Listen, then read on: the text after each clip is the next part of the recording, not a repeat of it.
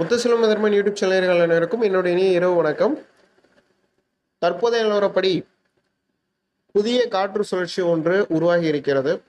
தமிழக கிழக்கு கடலோரம் முதல் தென்மேற்கு வங்கக்கடல் வரை காற்றழுத்த தாழ்வு நிலையாகவும், தென்மேற்கு வங்கக்கடல் முதல் தென்கிழக்கு வங்கக்கடல் வரை சுமத்ரா தீவு வரை காற்று சுழற்சியாகவும் இந்த நிகழ்வு நடைபெற்றுக் கொண்டிருக்கிறது. சற்று தீவிரமான நிகழ்வு என்று எடுத்துக்கொள்ளுங்கள்.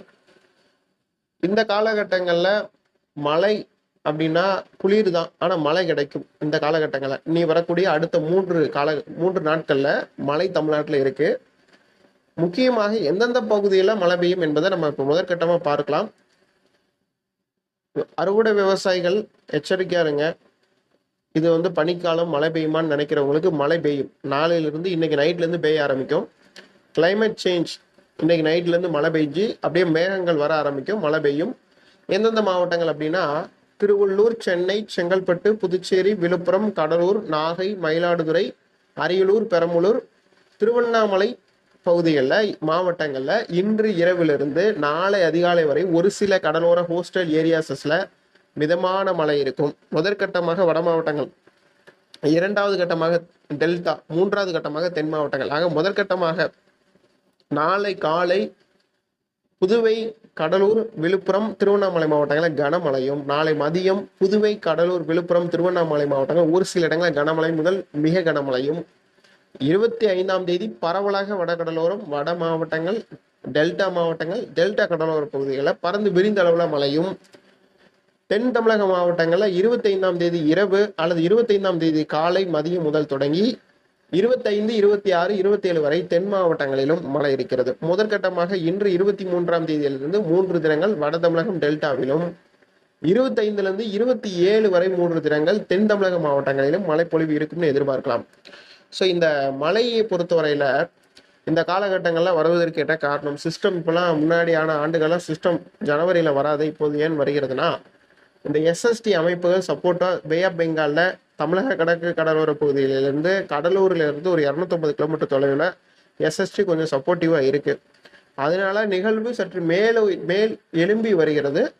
மேல் எழும்பி வரும்போது நிகழ்வுக்கு அந்த மேகங்கள் உருவாகுவதற்கு சாதகமான சூழ்நிலையை அந்த எஸ்எஸ்டி கொடுக்கறது. இதனாலதான் அந்த ரெயின் எக்ஸ்பெக்டேஷன் பண்றோம். ஸோ இப்போ 25, 26 தேதிகளில் டெல்டா வடதமிழகம், 25 தேதிகள் வரை டெல்டா வடதமிழகம், 25ஆம் தேதி இரவிலிருந்து அல்லது 25ஆம் தேதி நள்ளிரவு அதிகாலையிலிருந்து தென் தமிழக மாவட்டங்கள் தூத்துக்குடி, திருநெல்வேலி, கன்னியாகுமரி 25, 26, 27, தூத்துக்குடி, திருநெல்வேலி, கன்னியாகுமரி, புதுக்கோட்டை, சிவகங்கை, திருச்சி, மதுரை, சேலம், ஈரோடு, நாமக்கல், கோயம்புத்தூர், நீலகிரி மாவட்டங்கள்ல 26ஆம் தேதியிலிருந்து, அதாவது குறிப்பிட்ட அந்த 26ஆம் தேதியில ஒரு சில இடங்கள்ல தென் தமிழகத்துல தூத்துக்குடி கடலோர பகுதிகளில், தூத்துக்குடி, திருநெல்வேலி கடலோர பகுதியில் 10 சென்டிமீட்டர் வரைக்கும் மழை இருக்கும். இதுல அதிகாலையில நான் சொல்றது அதிகாலை மழை தூத்துக்குடி மாவட்டத்திலையும் கடலோர பகுதியில ஒரு 10 சென்டிமீட்டர் மழை இருக்கும். உள்ளேயும் பெய்யும். தூத்துக்குடி மாவட்டத்துடைய வடக்கு பகுதியிலையும் பெய்யும். தூத்துக்குடி தென்காசி பகுதியிலையும் பரவலாக மழை இருக்கும். திருநெல்வேலி மாவட்டத்துடைய மேற்கு தொடர்ச்சி மலைப்பகுதிகள், திருநெல்வேலி மாவட்டத்துடைய முக்கியமான மலைப்பகுதியில ஒரு 10-15 சென்டிமீட்டருக்கு மேலேயே மழை வரும். ஒரு 16 சென்டிமீட்டருக்கு கூட தாண்டலாம். 26ஆம் தேதி நான் சொல்றது. 26ஆம் தேதிக்கு பிறகு இந்த மழை அங்க கர்நாடக மாநிலங்களிலும் பறந்து விரிந்த அளவுல மழை கொடுக்கும். கேரளா மாநிலங்களிலும் பரவலாக இடியுடன் கூடிய மழையாக இருக்கும். 27ஆம் தேதியும் தென் கடலோரத்தில் ஒரு சில இடங்கள மழையும், மேற்கு தொடர்ச்சி மலையில ஓரிரு இடங்கள மழையும் இருக்கும். 28ஆம் தேதிக்கு பிறகு இந்த நிகழ்வு முடிவுக்கு வரும். 23லிருந்து 27 வரை ஆக மொத்தத்தில் பார்க்கும்போது 25, 26, 27, 23, 24 ஆக 5 தினங்கள் இந்த சிஸ்டம். இன்று இரவிலிருந்து தொடங்கினா 6 நாட்கள், இன்றிலிருந்து எடுத்துக்கொண்டால் 6 நாட்கள், நாளையிலிருந்து எடுத்துக்கொண்டால் 5 தினங்கள். இந்த 5 தினங்கள் பொறுத்த வரைக்கும் முக்கியமான தமிழ்நாட்டில் மழை இருந்து கொண்டே இருக்கும். ஏதாவது ஒரு இரு பகுதியில் கண்டிப்பாக மழை இருக்க தான் போகிறது. நாளையிலிருந்து ஸ்டார்ட் ஆகிறது. நாளையிலிருந்து 27ஆம் தேதி வரைக்கும் சிறப்பான மழைப்பொழிவுகளை கொடுத்து கொண்டே இருக்கும். ஒதுக்கி பெய்யும், விட்டு பெய்யும். ரொம்ப மணி நேரம், அதாவது ஒரு 10 மணி நேரத்திற்கு ஒரு முறை தான் இந்த சுற்று மழையே உள்ள வரும். இந்த சும்மா எடுத்தோடும் கவுத்தோடும் உள்ள வந்துகிட்டே இருக்காது. அது என்னன்னா ஒரு சில நிகழ்வுகள் வந்து மழை கொடுக்கும். சில நிகழ்வுகள் வந்து நிற்கும், மழையை ஒரு 10 மணி நேரம் 15 மணி நேரத்துக்கு ஒரு முறை கொடுக்கும். சில நிகழ்வுகள் வந்த உடனேயே மழையை கொடுத்துரும், 3 மணி நேரத்துக்கு ஒரு முறை மழையை கொடுக்கும். சில நிகழ்வு தொடர்ச்சியாகவே மழையை கொடுக்கும். ஆனா இந்த நிகழ்வு அப்படிப்பட்ட குணங்கள் கிடையாது. இது வந்து ஒரு 10 மணி நேரத்துக்கு ஒருக்க தான் மேகங்களை உருவாக்கும். 10 மணி நேரம் ஒண்ணுமே வானத்துல இருக்காது. 10 மணி நேரத்துக்கு அப்புறம் தான் மழை பெய்யும். இப்ப 10 மணி நேரம் முடிஞ்சிருச்சு. அடுத்து 10 மணி நேரத்துக்கு அப்புறம் தான் மறுபடியும் மேகங்கள் வரும். இடைவெளிக்கு பிறகு மீண்டும் மழை, இடைவெளி விட்டு மழை என்கின்ற ஒரு சூழ்நிலை இந்த சிஸ்டத்துல இருக்கும் அப்படின்ற மாதிரி எடுத்துக்கொள்ளுங்கள். ஸோ இந்த சிஸ்டத்துக்கு பிறகு அடுத்து எந்த நிகழ்வு இருக்கிறதுனா, பிப்ரவரி மந்த்ல ஃபர்ஸ்ட் வீக்ல குமரிக்கடல் அருகே ஒரு புதிய காற்று சுழற்சி உருவாகி அது அரபிக்கடலை நோக்கி நகர இருக்கிறது. அந்த நிகழ்வின் காரணமாக தென் தமிழக மாவட்டங்களில் ஒரு சில இடங்களில் 25ஆம் தேதிக்கு பிறகுலேருந்து 27ஆம் தேதி அப்பயே அந்த சிஸ்டம் உருவாயிரும். குமரிக்கடல்ல அந்த சிஸ்டம் உருவாயிரும். அந்த சிஸ்டத்தின் காரணமாகவும் அதிலிருந்து தொடர்ச்சியாக தான் பிப்ரவரியில வருது. அந்த 25லேருந்து ஸ்டார்டிங் ஆகுது தென் மாவட்டங்கள்ல. இடைவெளி கொடுக்குது 29, 30 அந்த வட இந்திய குளிரலையின் காரணமாக இடைவெளி கொடுத்து மீண்டும் பிப்ரவரி மந்த்ல ஃபர்ஸ்ட் வீக்ல ஸ்டார்ட் ஆகுது. அகைன் அந்த ரெயின்ஸ் வந்து ஸ்பெல்ஸ் வந்து பிப்ரவரி 3ஆம் தேதி 4ஆம் தேதியிலிருந்து ஸ்டார்ட் ஆகி தென் மாவட்டங்களுக்கு ஒரு 5 தினங்கள் பிப்ரவரி மாதம் முதல் வாரங்களிலும் மழை கொடுக்கும். அதே போன்று சிவராத்திரி ஒட்டிய நாட்களிலும் மகா சிவராத்திரி 16ஆம் தேதி அந்த தினங்களிலும் மழைப்பொழிவுகள் அடுத்த நிகழ்வுகள் வரும். ஸோ எஸ்எஸ்டி சப்போர்ட்டிவ் நல்லா இருக்கு. ஒரு சில நிகழ்வுகள் மேலெழும்பி வந்து வெப்பச்சலன இடி மழையை கொடுக்கக்கூடிய வகையில இனி வரக்கூடிய நாட்கள்ல இனி வரக்கூடிய மழைகள் அப்படிதான் இருக்கும்.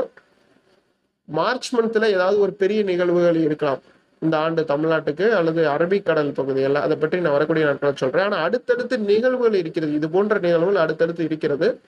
அதை பற்றி அடுத்தடுத்து வரக்கூடிய வானிலை அறிக்கையில நம்ம தெளிவா சொல்லிடலாம். ஸோ தற்போது விவசாயிகளை பொறுத்த வரைக்கும் டெல்டா வட மாவட்ட விவசாயிகள் ரொம்ப கவனமா இருக்கக்கூடியது. இன்றைக்கும் நாளைக்கும் நாளை மறுநாளும் இன்று இரவிலிருந்து அடுத்த 25ஆம் தேதி வர 25ஆம் தேதி அடுத்த 3 தினங்களுக்கு கொஞ்சம் கவனமா இருங்க. தென் மாவட்ட விவசாயிகளை பொறுத்த வரைக்கும் உளுந்து பயிர்கள் மற்றும் இந்த சில மழையினால பாதிக்கப்படக்கூடிய பயிர் வகைகளுக்கு வருகின்ற 25ஆம் தேதியிலிருந்து 27ஆம் தேதி வரைக்கும் மழை இருக்கின்ற காரணத்தினால தென் மாவட்ட விவசாயிகள் அறுவடை பணிகளை அந்த காலகட்டங்களில் செய்ய வேண்டாம், காய வைக்க வேண்டாம். இந்த மாதிரி காய வைப்பாங்க களத்துல, அந்த மாதிரியான பணிகள்லாம் பண்ணக்கூடாது. ஸோ அதுக்கப்புறம் வந்து பார்த்தீங்கன்னா இந்த டைம்ல வரக்கூடிய இந்த மழையை கொஞ்சமாவது விவசாயிகள் சேவ் பண்ணி வச்சுக்கோங்க. இடைவெளி விட்டு விட்டு வரும். வீட்டில் மழைநீர் சேகரிப்பு தொட்டி இருந்தால் தண்ணியை எப்போ மழை அதிகமாக பெஞ்சிச்சுன்னா வெளியேற்றிடுவோம் நம்ம. இப்போ எல்லார் வீட்லேயும் குறைஞ்சிருக்கும்னு நினைக்கிறேன். மழைநீர் அவங்கவுங்க வீட்டில் எவ்வளோ குவாலிட்டியோ அதை பொறுத்து சேகரித்து வச்சுருப்பீங்க. இந்த டைமில் பெய்யக்கூடிய ஒரு 5 மில்லிமீட்டரோ 10 மில்லிமீட்டரோ உங்கள் பகுதியில் பெய்யுதுன்னா அந்த 5 மில்லிமீட்டர் 10 மில்லிமீட்டர் பெய்யக்கூடிய தண்ணீரை சேவ் பண்ணி வச்சிங்கன்னா அடுத்த ஒரு மந்த்துக்கு குடிநீர் வந்து உங்களுக்கு தட்டுப்பாடு, வீட்டில் முக்கியமான அத்தியாவசிய பணிகளுக்கு இந்த மழை நீரை எடுத்து யூஸ் பண்ணிக்கலாம். குடிநீர்களுக்கும் மழை நீரை மாற்றி இப்போ பண்ணுறாங்க. ஸோ அதெல்லாம் இப்போல்லாம் நிறைய டெக்னாலஜி வந்துருச்சு. ஏற்கனவே நம்ம இதை பற்றி நம்ம சொல்லியிருக்கோம். மழைநீர் சேகரிப்பு தொட்டியிலிருந்து அந்த தண்ணீரையும் எப்படி குடிநீராக மாற்றுறதுக்குன்னு மிஷின் வந்துருச்சு. அதை இப்போ புதிதாக வீடு கட்டுறவங்க, வீடு புதுசாக வாங்குறவங்க எல்லாருமே அதில் வச்சுருக்காங்க. ஸோ முக்கியமான நகரங்கள் கோயம்புத்தூர், சென்னை உள்ளிட்ட நகரங்கள்ல இருக்கு. ஸோ அவங்களுக்கு இது கொஞ்சம் நல்ல டைமு, யூஸ் பண்ணிக்கோங்க. பெரும்பாலும் இந்த கொங்கு மண்டல பகுதியில் மழை இருக்குமா? வடகடலோரம் சொல்றீங்க, டெல்டா சொல்றீங்க, தென் மாவட்டம் சொல்றீங்க, கொங்கு மண்டலம் பகுதியில் மழை இருக்குமானா இருக்கும். 24ஆம் தேதிக்கு பிறகு 25, 26 தேதிகளில் 27 தேதிகளையும் மழை இருக்கிறதுக்கான வாய்ப்பு இருக்கு. ஸோ தொடர்ச்சியாக இணைந்திருங்கள். முத்துசெல்வம் மதர்மன் யூடியூப் சேனலுடன் மீண்டும் ஒரு வானிலை அறிக்கை சந்திக்கலாம். நன்றி, வணக்கம்.